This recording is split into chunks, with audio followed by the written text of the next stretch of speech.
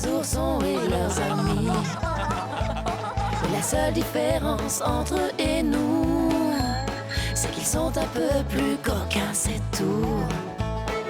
Être des ours, c'est s'amuser tous ensemble. Et c'est bien vrai si on dit qu'ils nous ressemblent. La famille Berenstain.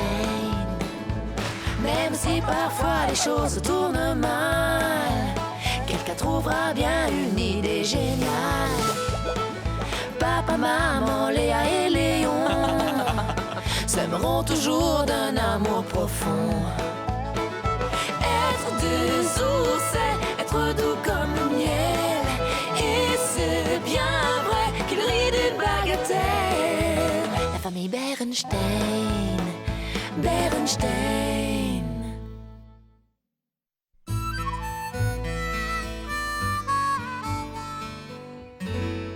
Une fois que les enfants ont pris de mauvaises habitudes, il est difficile pour leurs parents de rectifier le tir. Tu as emporté la liste des courses, papa? Je l'ai sous les yeux. Et elle est bien longue aujourd'hui. Oh, j'espère que le nouveau beurre de cacahuète en gelée en fait partie. Et la mayonnaise violette. La mayonnaise violette. Ah, qui a entendu parler de mayonnaise violette? Les petits, si, c'est un produit qui vient de sortir. Et ils voudront forcément l'acheter. Ah, rappelez-vous ce que je vous ai dit dans la voiture. Nous allons seulement acheter de l'épicerie. Alors ne réclamez ni jouets, ni friandises. C'est bien compris? Hein? Oh oh. Il semblerait qu'il n'ait pas retenu la leçon. Waouh! Un distributeur automatique de bonbons. Génial! Waouh, tu as vu ça, Léa? Il y a des bonbons de miel à la fraise. Et des oursettes à la vanille. J'ai envie d'une boule de miel, maman. Et moi d'une oursette. Quelles sont les consignes que je vous ai données? C'est-à-dire que... j'ai oublié. On n'est pas venu pour acheter des bonbons. Maintenant, suivez-nous. Quelle excellente initiative! On ne peut que s'en féliciter. De quoi est-ce que vous parlez? Le magasin organise une collecte de vêtements et de jouets afin de venir en aide aux plus défavorisés. Vous devriez penser à faire don de vos vieilles peluches à l'hôpital des oursons malades. Hé, viens voir! Oh, des nounours en guimauve recouverts de chocolat! Oh, on peut en avoir un, s'il vous plaît. Oh, s'il vous plaît. Vous connaissez la réponse. Alors, reposez-les. Oh, d'accord. Oh, tant pis. Il faut reconnaître qu'ils vont avoir du mal à perdre leurs mauvaises habitudes. De la guimauve enrobée de chocolat. Oh. Miam, miam, 2 pots de miel. 2? C'est écrit 1 sur ma liste. Nous en consommons une grande quantité, mon pot de miel. Tu en consommes une grande quantité, mon bourdon. Un pot me paraît suffisant. Alors on prend celui-ci. Papa. Ah, d'accord. C'est vrai ce qu'on dit à propos des courses alimentaires. Mieux vaut éviter de les faire le ventre vide. Waouh, super! Un disque volant phosphorescent! Oh, ça doit être fantastique de s'amuser avec lui la nuit, s'il vous plaît. Non. Combien de fois faudra-t-il vous répéter de ne pas... Maman, papa, s'il vous plaît. Une pomme? Bien sûr. Merci. Attention, voyons, elle risque de s'abîmer. Ce n'est pas une vraie pomme, papa, mais un fruit en caoutchouc. Génial, non? Il y a aussi des oranges en caoutchouc, des poires en caoutchouc et des bananes en caoutchouc. Attendez, si Léa a droit à un jouet, alors pourquoi pas moi? Écoutez-moi tous les deux. Ce n'est pas votre anniversaire, ce n'est pas encore Noël, ni la fête des 1001 cadeaux, d'accord? Aussi, remettez immédiatement ces jouets à leur place. La fête des 1001 cadeaux? C'est quand? La semaine des 4 jeudis. Mais leur comportement laisserait à penser qu'elle a lieu tous les jours de l'année.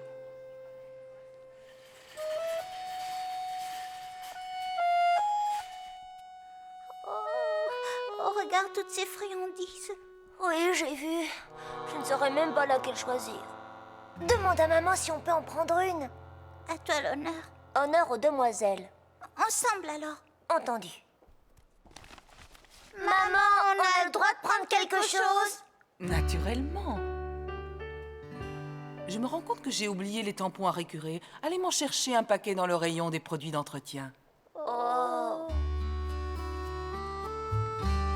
Je ne me suis jamais autant ennuyée. Arrête, on a passé toute la matinée dans ce supermarché pour ne rapporter que de l'épicerie. Attends une minute. Approchez, messieurs, Regarde. dames. Laissez-vous tenter par un de ces adorables chatons. Après tout, on ne rentrera peut-être pas les mains vides, Léa. Allons voir à quoi ils ressemblent. Ils sont affectueux, alors dépêchez-vous d'en profiter, car ils ne feront pas long feu. Ah, le contraire m'aurait étonné. Ce genre de camelote ne tient pas une journée. Papa. J'en veux un, monsieur. Moi aussi. Hein? Voilà les petits. Qu'est-ce qu'il est chouette. Oh, qu'est-ce qu'il est beau. Je ne suis pas d'accord. On n'est pas venu pour acheter des chats en plastique. Papa a raison. Rappelez-vous ce que je vous ai dit au sujet des jouets et des friandises. Oui, mais c'était pendant qu'on faisait les courses. Maintenant, on a fini. Regardez comme ils sont mignons. S'il vous plaît, s'il vous plaît, s'il vous plaît, s'il vous plaît, s'il vous plaît. Allons, mon bon monsieur, vous pouvez bien leur accorder ce petit plaisir. Oh, papa, je t'en serais tellement, tellement, tellement reconnaissante. Oh, quelle adorable petite frimousse! On ne peut rien refuser à une enfant aussi ravissante.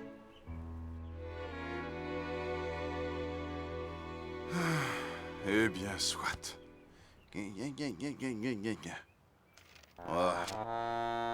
Merci bien, monsieur. Tâchez de passer une bonne journée. Vous aussi. Merci, papa. Merci, papa. Ils n'en sont pourtant pas à leur premier caprice, mais celui-ci est le plus honteux, le plus scandaleux, voire le plus embarrassant que j'ai dû supporter. Je te l'accorde, papa. Toutefois, nous n'aurions jamais dû céder à leurs enfantillages. Qu'aurait pensé le couple qui assistait à la scène? Cette fois, il est temps d'avoir une conversation sérieuse avec eux. Léon? Léa? Oui, papa. Descendez dans le salon, je vous prie. Je souhaiterais vous parler. Il y a des choses plus importantes sur cette terre que collectionner des jouets. L'égoïsme et la convoitise ne vous mettront jamais sur le chemin du bonheur. Vous savez pourquoi? Non. Parce qu'on ne peut pas toujours obtenir ce que l'on désire dans la vie. Vous comprenez? Oui. D'autre part, vous devriez cesser de ne penser qu'à vous-même pour vous intéresser davantage aux autres. D'accord. Promis. C'est bien. Ah, voilà grand-mère et grand-père. Montrez-moi mon cadeau. Oh oui, montrez-nous nos cadeaux. Bande de petits mal élevés. Vous pourriez au moins leur dire bonjour. Et puisque c'est ainsi, vous montez dans vos chambres. Et vous serez privé de dessert pendant une semaine, un mois, une année. Tu as passé une mauvaise journée, fiston? Ah, excusez-nous pour cet accueil désobligeant, mais Léon et Léa traversent une période difficile où ils jouent les oursons gâtés. Vous ne pouvez pas imaginer. Sans vouloir vous contredire, nous en avons fait l'expérience nous aussi. Ma foi, je ne suis guère surpris. Ils se sont probablement donnés en spectacle quand ils étaient en vacances chez vous. En vérité, c'est de toi que je parlais, fiston. Moi? J'ai joué les oursons gâtés? Papa a joué les oursons gâtés. Oui, tu peux me croire sur parole. Heureusement, tu t'es vite corrigé. Je me souviens du jour où tu avais piqué ta crise. Moi aussi. Nous faisions nos courses dans le magasin du vieux Rouf Grizzly. Nous nous apprêtions à régler nos achats quand c'est arrivé. Tu nous avais fait une telle comédie pour avoir ce camion en bois que nous en étions gênés. Comme nous aujourd'hui avec les chatons en plastique. Papa aussi en était tout gêné. Mais vous n'avez pas cédé à mon caprice. Oh si, malheureusement. Oh. Ce jour-là, tu étais arrivé à tes fins. Alors que nous quittions le magasin, tu remarquas une famille qui avait tout juste de quoi s'acheter à manger.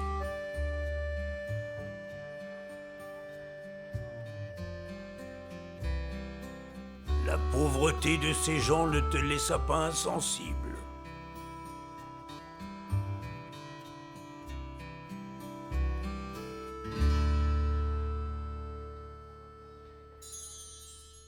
Alors j'ai donné mon camion au petit. Je m'en souviens encore. Oh, quelle histoire bouleversante. Oh oui! Oups. On s'est comportés comme des idiots. Si seulement on pouvait effacer cette journée et tout recommencer. Ma foi, nous pouvons en partie exaucer ton vœu, si grand-mère est d'accord. Avec plaisir. Tiens, je me demande qui nous rend visite à cette heure. Quelle bonne surprise! Grand-mère et grand-père. Bonjour! Bonjour grand-mère, bonjour grand-père. Bonjour tout le monde. Ça fait drôlement plaisir de vous voir. Oui, si vous nous avez apporté des cadeaux, laissez-les dans la voiture, car on n'en a vraiment pas besoin.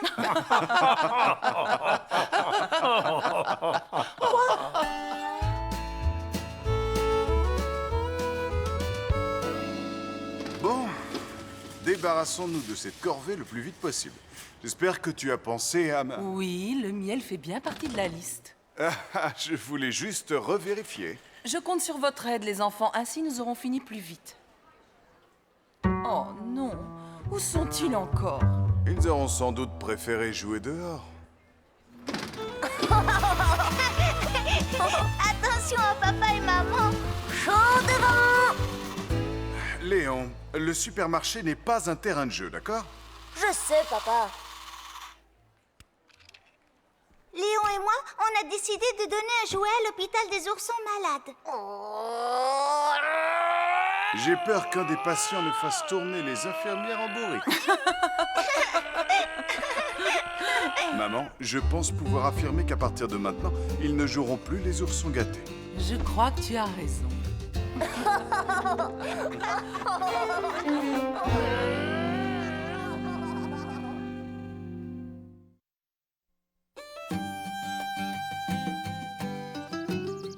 En affrontant ces peurs, on apprendra à les apprivoiser et peut-être même à s'en amuser. Comment tu trouves mon nouvel écusson de louveteau, cousin Fred? Le petit secouriste, impressionnant, mais il n'est pas aussi chouette que le mien, celui du petit astronome. Moi aussi, j'en ai obtenu un. La petite couturière. Maman m'a aidé à le coudre. Bravo, Léa. Et aujourd'hui, on pourra tous en gagner un autre. Celui du petit spéléologue.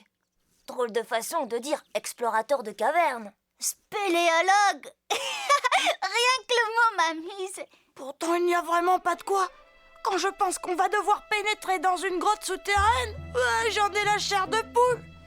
Qui sait quel monstre se cache là-dedans, prêt à se jeter sur des pauvres petites créatures sans défense comme nous? Toi, t'as regardé trop de films d'horreur en cassette vidéo. C'est la première fois que tu vas faire de la spéléo, n'est-ce pas, Freddy? Croisant notre expérience, il n'y a aucune inquiétude à avoir. Au début, on a un peu d'appréhension, mais petit à petit, on arrive à la surmonter. Tu vas adorer ça. D'autre part, on sera guidé par notre chef scout et il est vraiment le meilleur. C'est de moi que vous parlez? Je vois que tout le monde est prêt à passer un bon moment. Oui, chef. Tu penses? Fred? Comptez sur moi. Ah, nous avons un débutant. Tu n'auras qu'à rester près de moi, Fred. Et tout se passera bien. En route pour de nouvelles aventures.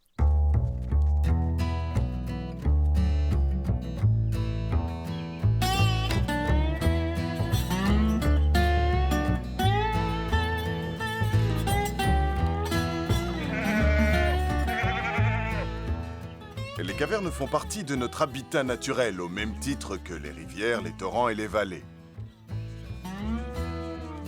On ne peut pas savoir à quoi ressemble l'intérieur d'une grotte si on se contente de la regarder de l'extérieur. J'espère de tout cœur que vous avez raison parce qu'elle a l'air d'un monstre de pierre. Tout dépend de la façon de la regarder. Elle me fait plutôt penser à une citrouille d'Halloween. Tu as raison. Elle a l'air plus stupide que méchante. Ah ouais, sous cet angle, elle ne me fait plus peur du tout. Cette ficelle nous permettra de retrouver notre chemin. Hein, papa? C'est vrai, Léa. Ne jamais se perdre, telle est la première règle que doit suivre tout bon spéléologue. En avant, en marche! Bon, ben, on y va. Génial! Super! On ne voit pas grand-chose là-dedans. D'ici quelques minutes, nos yeux se seront habitués au noir. Mais en cas de besoin, un scout doit toujours se munir d'une lampe de poche. Oups, j'ai pas voulu t'effrayer, cousin Freddy. Aucun problème. C'était ici que nos ancêtres, les ours des cavernes, avaient élu domicile. D'ailleurs, celle-ci devait certainement servir de salle à manger. Waouh! Fantastique! Incroyable! Est-ce que vous pensez qu'il en reste encore? Ils vivaient à l'époque préhistorique. Aujourd'hui, tout ce qu'on pourrait trouver se limiterait à quelques fossiles ou bien à quelques empreintes de pas. Waouh!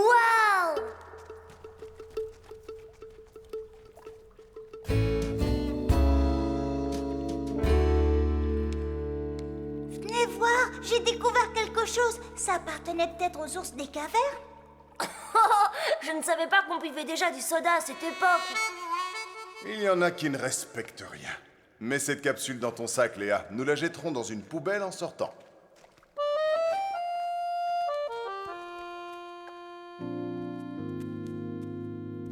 Papa, pourquoi les murs sont tachetés de poids lumineux? Il s'agit de dépôts calcaires. Les grottes ainsi que les mines renferment toutes sortes de minéraux. J'ai trouvé le sujet de notre prochaine exposé en géologie. Léon? Ah! Attention, vous allez vous faire dévorer par le monstre! Comment? Quel monstre? Oh, tu parles de ces choses. Ah ouais, elles ressemblent effectivement à de gigantesques crocs. En réalité, ce ne sont que des stalagmites et des stalactites. Les stalagmites et les stalactites sont des concrétions calcaires formées par l'évaporation des gouttes d'eau. Les stalactites pendent de la voûte de la grotte, tandis que les stalagmites s'élèvent du sol. Oh, il y a un moyen très simple de s'en souvenir.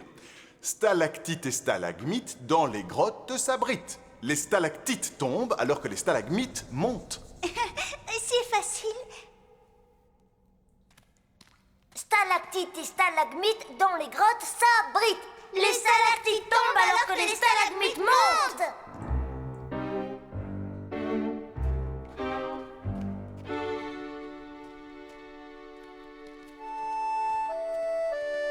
Allons, Freddy, un peu de courage. Si tu voyais ta tête, pourtant il n'y a pas de quoi avoir peur, je t'assure.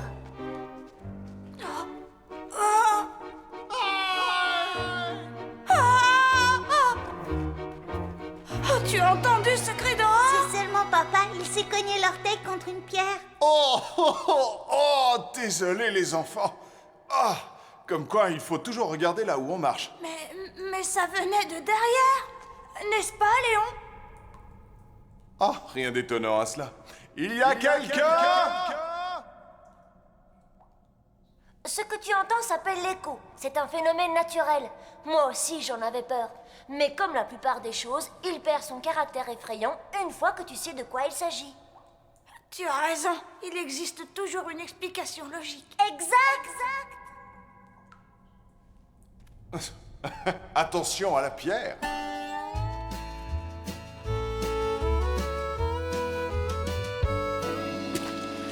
Super! L'eau forme souvent des flaques souterraines, comme celle-ci qui... Oh! Qu'est-ce que c'est? Ah!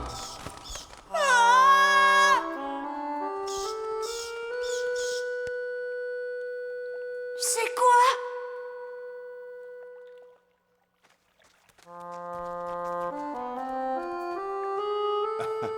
Ni plus ni moins qu'une petite chauve-souris. Le bruit de nos pas a dû la réveiller. Oh là là! Les chauves-souris adorent les cavernes, car ce sont des animaux qui dorment le jour. Et qui vivent la nuit. Les grottes regorgent de phénomènes et de créatures qui peuvent sembler effrayants, mais qui se révèlent inoffensives dès que l'on sait de quoi il s'agit Oh, alors tu commences à apprécier cette expédition spéléologique? Je crois que oui, en fin de compte.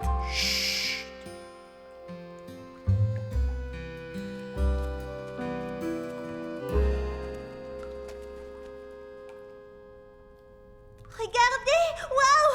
Oh, de vrais fossiles! Et dire qu'il y a 1 million d'années, ils étaient vivants. Quel genre d'animaux c'était d'après toi?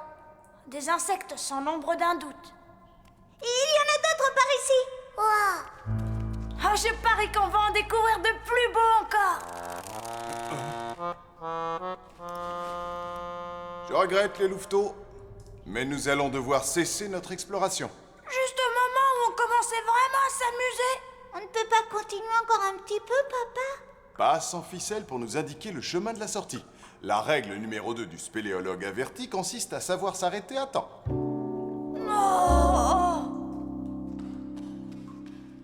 Vous avez entendu? Je me demande ce que c'est. Il doit y avoir une explication logique. On dirait que l'explication logique va apparaître d'un instant à l'autre.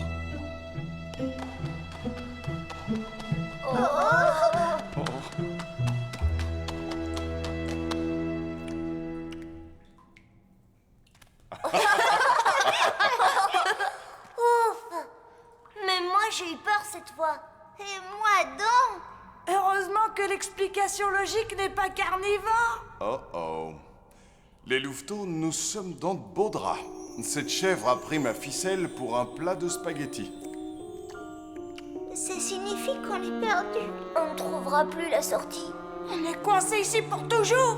Au lieu de céder à la panique, prenons le temps de réfléchir à la situation.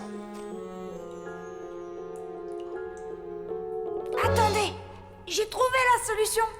C'est quelque chose que j'ai lu dans les mémoires d'Agatha Grizzly. Ah, je sens un courant d'air au bout de mon doigt. Étant donné que ça ne peut pas provenir de l'intérieur de la caverne... Il y a forcément une autre sortie. Oh, félicitations, mon petit. L'air semble venir de ce côté. Mais on va s'enfoncer dans les profondeurs de la grotte. Et si on se perdait encore plus? Une seconde, calme-toi, Léa.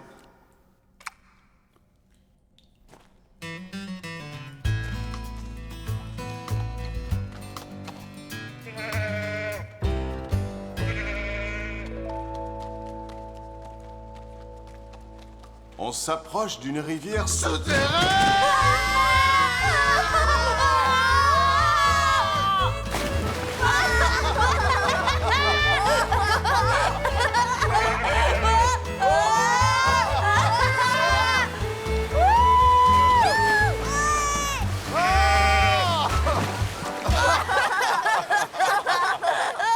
J'espère que je ne les ai pas perdus. Ah ah! Les voilà. 3 écussons légèrement mouillés de petits spéléologues. Vous les avez bien mérités. En particulier cousin Fred, pour avoir trouvé le chemin de la sortie.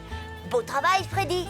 La spéléo est une activité géniale. Tant qu'on la pratique avec un expert comme papa. Et qu'il y a une explication logique à tous les coins de galerie.